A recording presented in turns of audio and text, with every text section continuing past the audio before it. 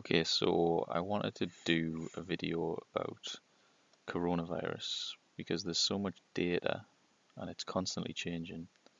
It's difficult to know what to make of it, and not all of the data is useful. Now, I'm not a biologist, so I'm looking at this in terms of how we actually analyze data and what kind of things we might look for from a mathematical perspective. So, if we look at the cases worldwide, we're now up to over 900,000 cases of coronavirus, over 46,000 deaths, and the number of cases and the number of deaths are both increasing more and more rapidly on a worldwide scale. So that means when we talk about exponential growth, this is basically what we mean, where the rate is increasing more and more every day. So it's getting steeper and steeper as we go on. And this can look quite scary, really. But if we look at the data in more detail, we might get a better idea of what's going on here. So I took some data from Worldometer. So by data, I just mean information. And in this case, information that's been recorded in the form of numbers. So the number of cases, the number of deaths, etc. Now at the top of the list, in terms of, I've ordered these in the number of cases, total cases. At the top of the list, you have USA now with over 200,000 cases. Next in the list, Italy and Spain, and then China, who did have the highest number until fairly recently. So you might say, well, USA are now the worst hit country. But if you look at the number of deaths, USA has far fewer deaths than Italy, and fewer deaths than Spain as well. So why do USA have such few deaths compared to Italy when they have more cases? If you look at the death rate, so if we take that as a percentage, so that's the number of deaths as a percentage of the total number of cases, so how many of those cases resulted in a death. Now, this isn't the perfect measure because some of these cases will still be ongoing, so they haven't resulted in anything yet. They may yet result in a death, but it gives us a good guide anyway. So if we take that percentage, USA has a death rate around 2%, where Italy is close to 12%, 11.9%. So that's far, far higher. So why is it so high? Well, there's a few reasons for that, or a few potential reasons. So the first thing is that Italy was the first European country really to have a major outbreak, and they had a lot of cases in a short number of time. So the health service was very quickly overwhelmed, and that meant some people couldn't get the care that they needed, the attention that they needed, so that resulted in more deaths. Another reason is that potentially Italy has an older population, and if we look at the death rate among different age groups, so we can see that the percentages are quite similar between Italy and Spain. You have from the under 9s up to 40 to 49s, the death rate is around 0%. Now, 0% doesn't mean there are 0 cases. It's been rounded down, so it means that there are fewer than 1%. Fewer than 1% of those in each age group that actually died of the virus. And even in 50 to 59, it's 1%. And 60 to 69, 2% and 3%. And then it jumps up when you get to the over 70s. And we know that the over 70s are the most vulnerable group when it comes to the fatalities. Now, so Italy having an older population means that they're going to be more vulnerable to these sorts of numbers. But there's a bit more to it than that. The other issue is to do with the total number of cases, and how that's measured. So, for example, if we compare Germany and the UK, so Germany has more than twice the number of cases as the UK, but the total number of deaths is less than half.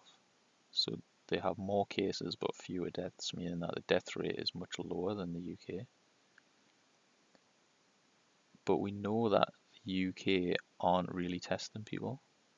So far, they're only really testing those who are seriously ill and need hospital treatment, whereas Germany are testing on a much wider scale. So in the UK, we know that there are far more people who actually have the virus than has been recorded, which means that in reality, this percentage should be much smaller. We really don't know how many people in the UK have been infected, but we know that it's much higher than this. So there'll be lots of people who have the virus but either have no symptoms or don't have severe symptoms, and they aren't being recorded at the moment. Which means that this percentage is clearly not right, and the number of cases is really an unreliable measure.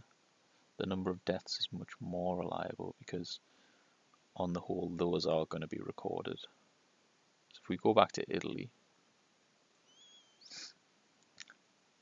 we expect that this number is probably a lot higher than what's actually been recorded. There are probably far more cases, and the USA are actually have increased the testing, so they're actually testing more people, which is why this number has gone up so much.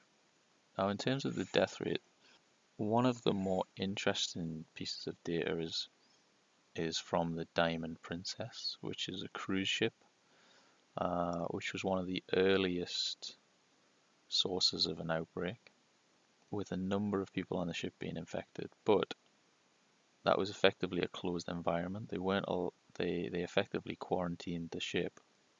No one was allowed to leave or come onto the ship, and they tested everyone. So everyone being tested means that we haven't missed those people who have less severe symptoms. So there were around 700 recorded infections, and there were 7 deaths, which gives them a 1% death rate. And this is from a much older population. Being a cruise ship, a lot of the people on there were retired. And although this is a smaller sample, it's a more reliable piece of evidence than those from whole countries, because you can't test a whole country, but you can test a whole cruise ship. If we look at Germany's death rate of around 1% and Diamond Princess a similar rate, that suggests that is closer to the actual death rate of the virus than some of the figures that we're seeing, just because so many people haven't been tested for the virus, even though they carry it. The other thing to look at is actually what trajectory these countries are on. So if we compare the UK to Italy, now the UK is still in the stage where this graph is increasing more and more each day, the number of deaths.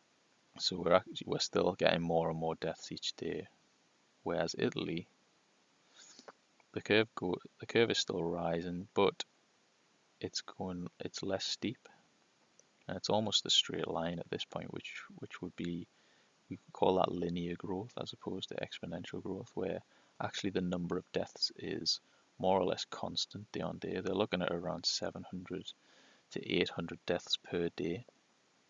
That number isn't really increasing, but it isn't quite decreasing yet. Now the UK is around 2 weeks behind Italy, so we expect that the UK graph might look more like this graph in 2 weeks' time. Basically every graph is going to look like this at the start, and then at some point we hope that it'll start to slow that growth and eventually flatten out. If we look at China's curve, we can see what it should look like ultimately. China obviously being the initial source of the outbreak, and their curve goes up quite rapidly at the start, then eventually slows down and begins to flatten out. And ultimately, that's what we expect all of the graphs will look like, due to the measures taken in terms of the lockdown of most countries. They should all eventually flatten out like this. It's just a case of at what point does this increase then slow down and flatten out. And if you look at the daily number of deaths recorded here, so it rises up to a point every day, and then it eventually sort of flattens and then drops off, and to the point now where there are very few deaths each day. If you look at the dates where this happens, so it's late January when the outbreak starts, or when it's kind of becomes worse, and it takes around a month, so late February by the time it actually drops back down. So the UK has been in lockdown for a couple of weeks now. We might not see it really calm down until another couple of weeks. We're looking at around a month from the initial lockdown here. There's a couple of reasons for that delay. So the first one is that it can take a couple of weeks for the symptoms to present and then become severe enough that you would need hospital treatment. And the other reason is that there will be still some transmission in the lockdown period. For example, if one person in a household has the virus, they can pass it on to family members. So it takes a few weeks to see the results of the lockdown measures. But ultimately it does work. The last thing we're going to look at is a comparison between all the major countries here in terms of the number of deaths per week in the past week. So we have China here out in front, who obviously are much further ahead in terms of when the outbreak started. Their line goes up quite quickly and then flattens out and then eventually drops down. So the number of deaths per week starts to decrease, and now at a very low number. South Korea are one of the few countries who seem to have had this virus under control from the start. Their number of deaths has never really gone up significantly. It's stayed at a steady level, and there's still a low number at the moment.